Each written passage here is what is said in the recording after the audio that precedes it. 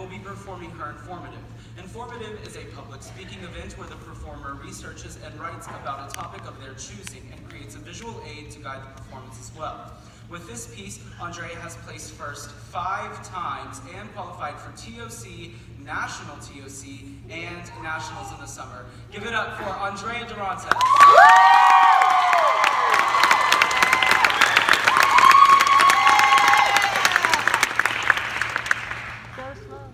I was a beautiful child. Well, at least that's what my parents always told me. My dad said I could have been a model for Ralph Lauren. So naturally, growing up, I had no small amount of self-esteem. As I grew through middle school, I felt just blessed to have skipped that awkward stage. My glasses were my look, and my parents supported that fully. I didn't even need to pluck my eyebrow, because then I would have been too cute for everyone else. In fact, I'm pretty sure the reason I had, no friends for most of my adolescence was because I was so cute. I mean, just look at me. Yeah, funny, huh? Jokes aside, I was not exactly what you would call conventionally beautiful. I grew up being called Four Eyes and Unibrow, and eventually the way I looked just became a part of my identity. Like many others, I was told from a young age that what is on the inside is what really matters, that character will always triumph, and beauty is fleeting anyways. And to some extent, we all agree that that's true. Yet according to the Do Something Foundation, 80% of men and 91% of women still struggle with the way they view themselves. So, to wrestle with the complex issue that is beauty, we first need to look in the mirror and check out what's so good about being attractive anyways. Then, we need to flash a smile and shed some light onto the fluidity of beauty, and finally take on the day and learn the one secret that can truly help us learn to love ourselves, in Operation Beautiful. So first, we need to look and see some of the clear benefits to being attractive. As much as society prides itself on being merit-based, looking just a tiny bit deeper can prove that we're a lot more shallow than we're initially letting on. I mean, no matter how many times we're told not to judge a book by its cover, we often automatically assume the absolute best about people like Selena Gomez or Zac Efron. According to Sheena Liangar's research novel, The Art of Choosing, highly attractive workers of both sexes can earn as much as 12% more than their less attractive coworkers on the basis of looks alone. Although, according to researcher Sandy Taylor, PhD, this isn't entirely our faults. Every single person is affected by something known as the halo effect of attractiveness, which basically states that when you see someone who's naturally good looking, you automatically assume that their characteristics or their personality has to match in quality. Or someone that you think is more good looking must be more kind, popular, funny, trustworthy, even intelligent. This can be a pretty dangerous bias to have. For example, if you're sitting as a judge or on a jury, you wouldn't want to be judging someone's entire future based on how well they can pull off an orange jumpsuit.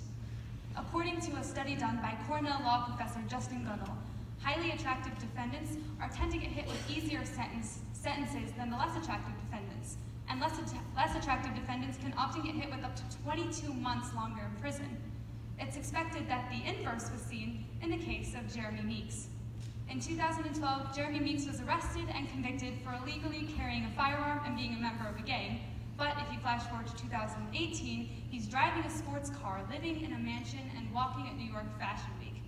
This is partially due to the fact that when the small police department that arrested him uploaded this mugshot to Facebook, the photo almost instantly went viral and earned over 22,000 likes and earned him the title of the world's hottest felon.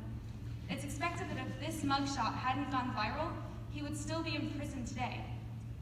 The halo effect can also play a role in our early childhood development, according to research done by Dr. Karen Dion, a professor of social psychology at the University of Minnesota.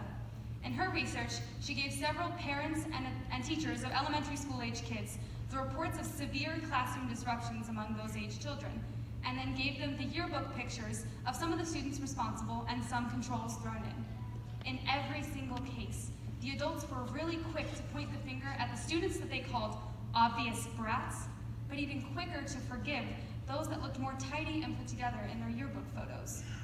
The same study also showed that the adults were more likely to assume that the better-looking or well-put-together students had more natural potential. This ends up being a kind of self-fulfilling prophecy, as those kids end up feeling much more loved and supported and feel much more confident in their abilities as they move forward later in life. being attractive, we shouldn't lose all hope, because these benefits can apply to every single person in this room. When you shed some light onto the fluidity of beauty, there really are no parameters. I mean, take this for example. I'm pretty sure we can all agree that fall, butterflies, and Beyonce are all beautiful, but I don't think anyone can really say that fall and butterflies look exactly alike. Yet so many people consider themselves to be ugly or unworthy just because they don't look exactly like Beyonce. Philosopher David Hume once observed that beauty is no specific thing, and it exists merely in the mind that contemplates it, and each mind perceives a different beauty. The age-old saying that beauty is in the eye of the beholder can be very difficult to believe, but it's true. Just look at the United States. What was considered to be beautiful 10 years ago doesn't stand today, and that doesn't even begin to count the rest of the world. My friends spend hours tanning or trying to become thin, when in Latin America, the paler you are, the better, because it means that you don't have to spend hours outside working in a high-intensity job.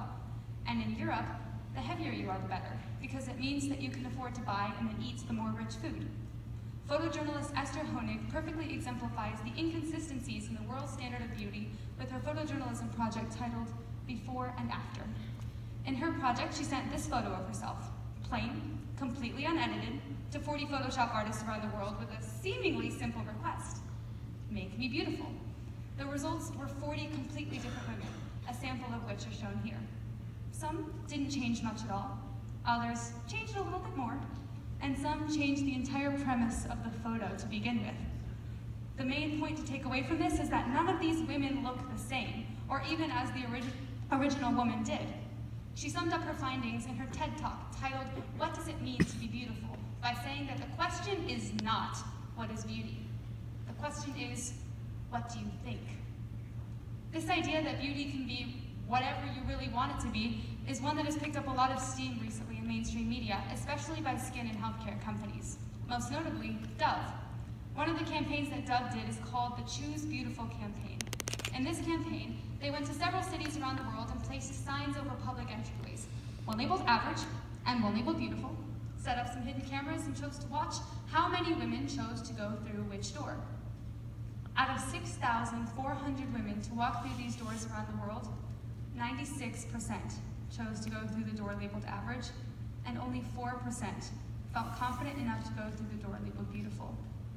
Of this 4%, a majority of these people were people in groups where one person had taken the initiative and encouraged her friends to follow her through, or a mother telling her daughter to go through the beautiful door.